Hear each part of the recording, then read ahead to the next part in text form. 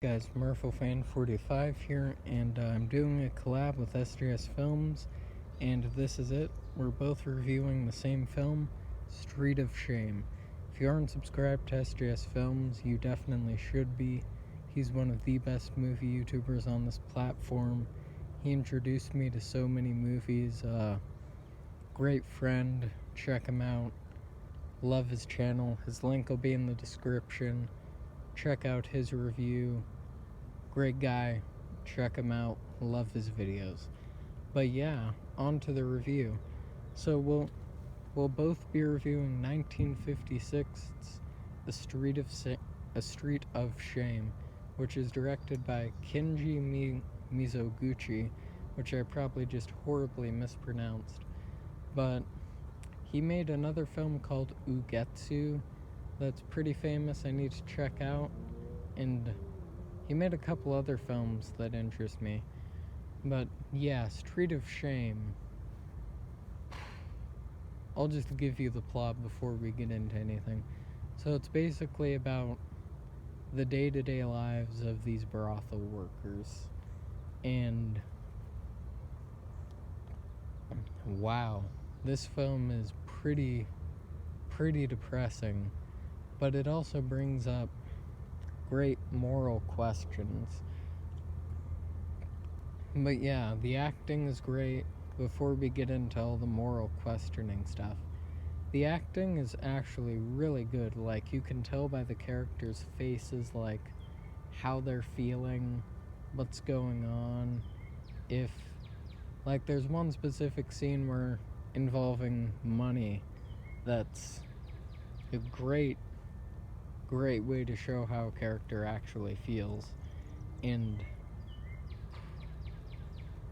the soundtrack is great as well. It's bizarre because, like, when this film started, the soundtrack started, and I was honestly, my first thought was, that's pretty bizarre. But yeah, so the acting is great. The soundtrack fits the mood really well. Like, I don't think you'll ever hear a soundtrack like that today. It's quite a unique sound that you hear. It sort of adds to the aspect of, like, it's sort of meant to make you feel weird, is what it's supposed to feel like, considering most of the film takes place in a brothel. But, like, if you're really going in depth to the music sort of also shows how people view the brothel workers. The music sort of shows they view them as these weird, outcasted people, and only certain people go to see them. And there's a lot to talk about with the soundtrack, but I loved it. The way it's used on the dark streets is amazing. I loved that, honestly. Like, there's a scene when the music kicks in and all the street lights are going out, and then you're seeing the brothel as it goes out, and the music just fits perfectly. But yeah, the soundtrack I could talk about for a while. But yeah, soundtrack perfect, acting perfect. The direction is really great too, because the guy really brings out Mizoguchi really brings out the whites and blacks in the color scheme. Because, like, all these characters have tons of white makeup on and these nice white gowns, but then as soon as they go outside, everything is completely dark and bleak. Unless it's morning, of course, but there's more darkness basically added into it, which is pretty interesting because there's a great scene near the end where a character is sitting down and you see how her robe is completely white, but she's, like, right on the verge of darkness, which, now that I'm thinking about it, that really adds an impact to the film, because that foreshadows what's happening to her and what's going to happen. And yeah, it's interesting discussing this film more. Like, the color scheme is amazing. The direction and the way he uses the color scheme is amazing, honestly.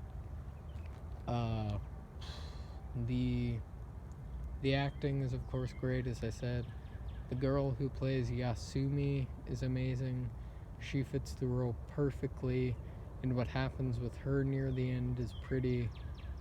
That's actually a great use of color too, because what happens to her in the end, she.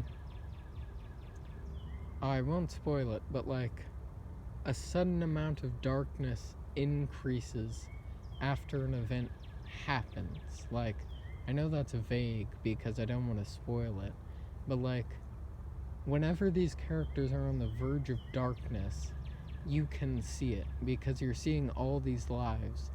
And then there's one character who's pretty much in eternal darkness with the color scheme.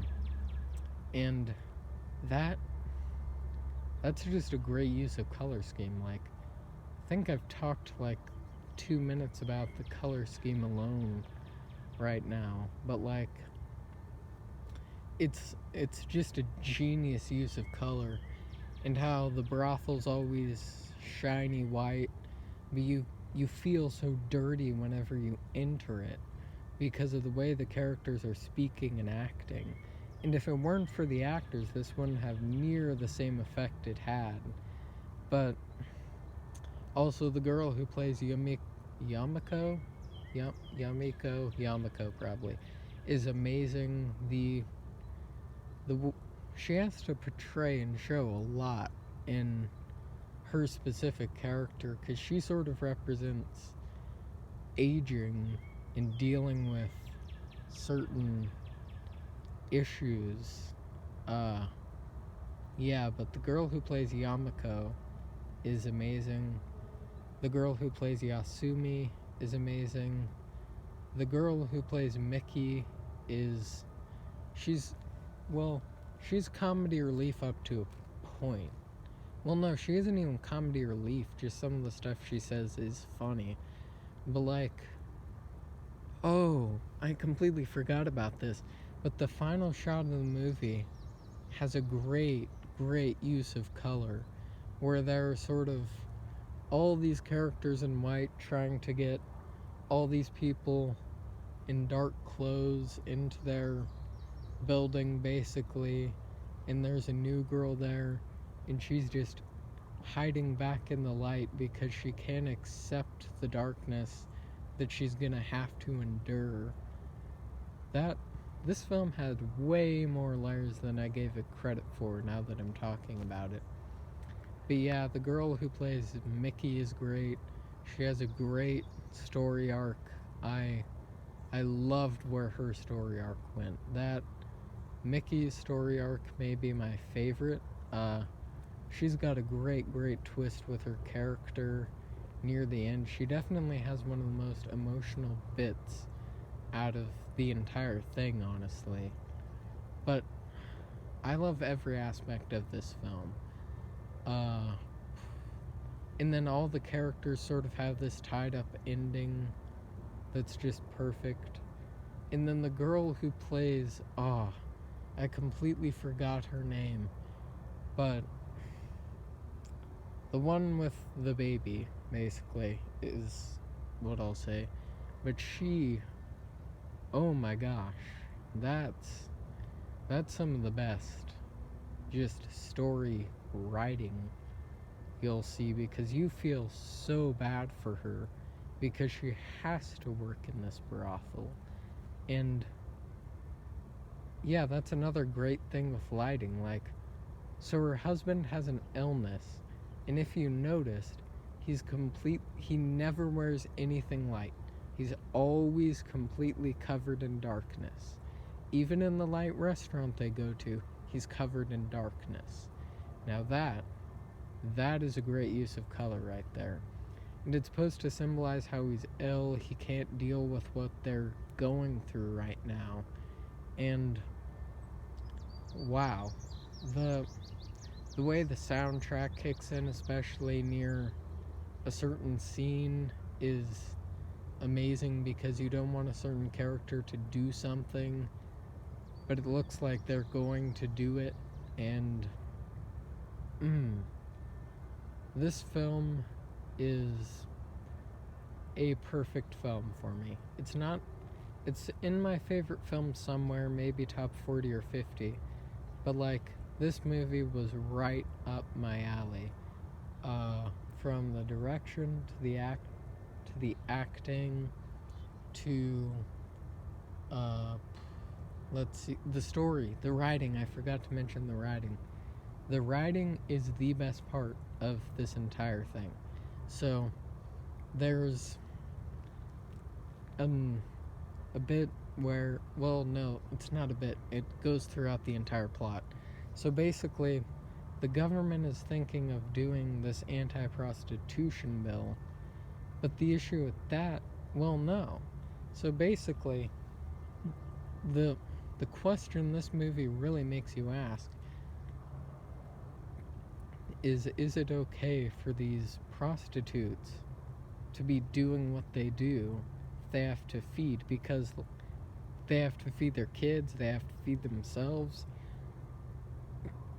Like, is it wrong or is it right? Then what Yasumi does in the end is, I mean, the question of what Yasumi did in the end, if that's morally right or wrong, is another great question, because I can't spoil it, but what she does in the end is genius, but at the same time, what she's doing with this other person is completely morally wrong in every way. But at the same time, it's morally right, because she needs the thing as much as this person does. And I love films that make you ask moral questions. That's why Nymphomaniacs Volume 1 and 2 are my favorite films of all time. Not only are they well directed, well acted, well shot, I can relate to them. The fact that it makes you ask questions, like in Volume 2 especially. And this movie is sort of similar to that. And yeah, I would rate this movie 5 out of 5. Honestly, it's a perfect film for me, and it was right up my alley. So check out SJSFilms' review of it, and yeah, that's all I gotta say for it. Stay safe, stay quarantined, have a good day. Love this movie, check it out, it's on YouTube, and check out SJSFilms as well. Stay safe, stay quarantined, and have a good day.